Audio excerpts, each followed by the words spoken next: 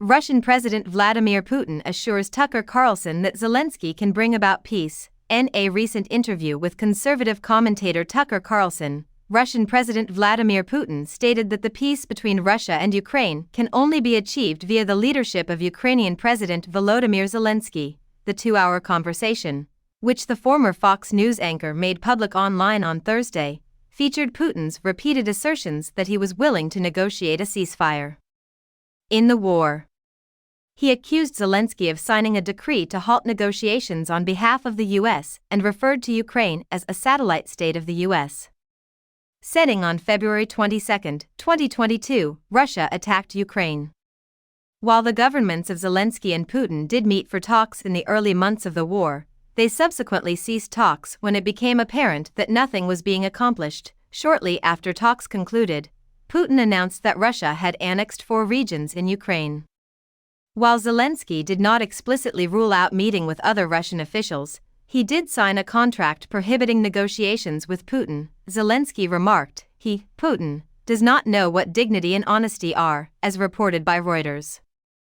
Accordingly, therefore, we are ready for a dialogue with Russia, but with another president of Russia. The president of Ukraine has made it clear that he will not accept peace terms unless Russia returns all of its illegally seized land, including the Crimean Peninsula, which it did in 2014. During the Carlson interview, Putin stated that the president of Ukraine has banned negotiations with Russia. An edict prohibiting any and all negotiations with Russia was enacted into law by him. But if he barred himself and everyone else from doing this, how can we negotiate? We're open to discussing the possibility of a negotiation, he maintained. This is the Western perspective, and it's clear that the United States views Ukraine as a satellite state. The current administration of Ukraine needs to put an end to this ridiculous edict and start discussing. We had no objections, after stating that he believed Ukraine had declined to negotiate under the instruction from Washington. Putin continued by saying that he believed the United States and NATO could acknowledge the seized portions of Ukraine as Russian territory with dignity. On Thursday night, Newsweek emailed the Ukrainian Ministry of Foreign Affairs to request a comment. As new information becomes available, we will update this article. Americans have stated that they will not back Israeli military actions in Rafah unless there is a strategy to protect civilians. This is the most recent reply by CNN employees. More than 1 million displaced people are residing in the southern city of Rafah in the Gaza Strip, and the U.S. would not back an Israeli military action there without serious planning, according to Thursday's statement from the U.S. State Department. To launch such an operation without proper preparation and consideration in a region where 1 million people are seeking refuge would be catastrophic, stated Vedant Patel, a deputy spokeswoman for the U.S. State Department, at a news conference. Patel elaborated by saying that during discussions in Israel on Wednesday, U.S. Secretary of State Antony Blinken made this point plain to Israeli Prime Minister Benjamin Netanyahu.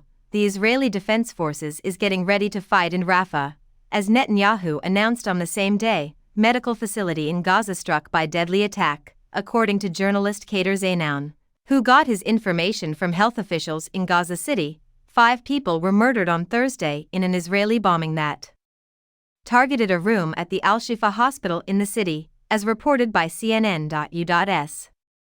Nationals held by Israeli forces in Gaza. The raid took place early Thursday morning local time in Gaza, and 2 American citizens were captured by Israeli soldiers, according to a family member in the U.S. At this time, the family has no idea where the men are.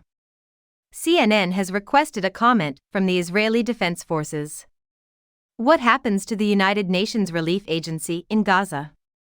In response to Israeli demands that the UN humanitarian agency in Gaza be shuttered, UN Secretary-General Antonio Guterres stated on Thursday that a replacement could not be found. Guterres stated that UNRWA, the United Nations Relief and Works Agency for Palestine refugees in the Near East, is the one organization that can effectively carry out the task. The United States carried out strikes against militias supported by Iran in Iraq and Syria on February 2, inflicting casualties of over 40 militants, as reported by the Defense Department. During a briefing on Thursday, Pentagon Press Secretary Major General Patrick Ryder stated that U.S. Central Command is now evaluating the full impact of the strikes. According to Ryder, 35 Houthi targets at 13 different places were either destroyed or damaged in the strikes that took place on February 3 in Yemen, which were carried out by the Houthi rebels. At least 3 individuals were killed in a drone strike in the southern Lebanese city of Nabatea on Thursday, according to Lebanese state media NNA. The strike occurred in the city's center. The identities of the victims were withheld by NNA following the strike. However, the Israeli Defense Forces informed CNN that it had targeted a Hezbollah commander.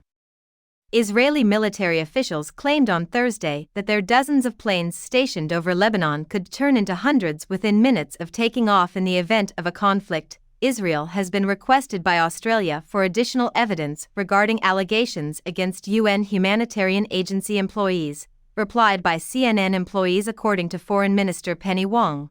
Israel has not provided all the information that Australia needs regarding the involvement of UN officials in the October 7th attack by Hamas. Wong stated to the ABC, Australia's public broadcaster, that she was still demanding to see all of the proof that Israel possessed.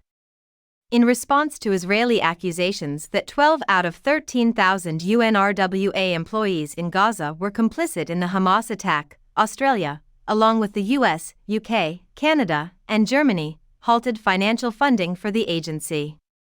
This is being investigated by the UN's watchdog agency.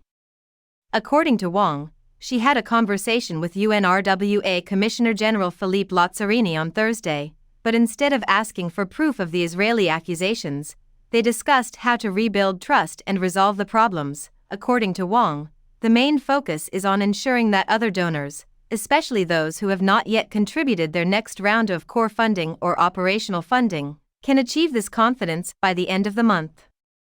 This is in reference to UNRWA's statement that it only has enough funding until the end of February, particularly for Gazan residents hit by Israeli airstrikes. UNRWA offers essential humanitarian aid in the event of war. The Israel Air Force has stated that hundreds of its planes are prepared to attack Lebanon. T comes from CNN's Lauren Izzo and Martin Goylando. According to the Israeli Air Force, dozens of its planes stationed above Lebanon may turn into hundreds within minutes of takeoff. According to a statement made on Thursday, there is much more to our capabilities than the dozens of planes that are now flying over Lebanon. While addressing the military, Israeli Air Force Major General Tomer Bar stated, "My intention is for these dozens of aircraft capable of executing all missions within minutes, from launching operations over the skies of Lebanon." He hopes that this number will increase to hundreds once the order is given. In the event of a conflict in Lebanon, Bar stated that the term attack does not fully capture what will occur. Attacks of this magnitude, according to Bar, would hit hundreds of locations simultaneously, including deep within the country. Soldiers who fought in Gaza are currently training for action on the northern front, according to an earlier statement by the Israel Defense Forces. The 36th Division, the Northern Command's offensive division, has completed an intense combat operation in the Gaza Strip, during which the division's soldiers significantly damaged the capabilities of the Hamas terrorist organization, according to the IDF. Now, the division is increasing its readiness for operational plans against the northern enemy, in defense and offense, said the report. According to official media, at least 3 people have been killed in southern Lebanon after a drone strike on ACAR.AS, reported by Mustafa Salem and Lauren Izzo of CNN. According to Lebanese official media NNA, 3 individuals were killed on Thursday in the southern Lebanese city of Nabatea when an Israeli drone attacked a car in the city's heart. Israel Defense Forces informed CNN that they struck a Hezbollah commander who was involved in a number of rocket launches towards the areas of Kiryat Shmona and Mechela in northern Israel. While NNA did not reveal the identities of the victims, they did say that the strike targeted a terrorist. An Israeli military statement claimed the operation was carried out in response to the launch toward Kiryat Shmona this morning. On Thursday morning, Hezbollah verified that it had launched missiles into many targets in northern Israel. Reports of Israeli deaths were not immediately available following the missile attacks by Hezbollah late Thursday, the militant group stated that it had launched further rockets targeting the Israeli troops in Israel's Meron airbase. Hezbollah has not yet addressed accusations that one of its commanders was killed in the Israeli strike.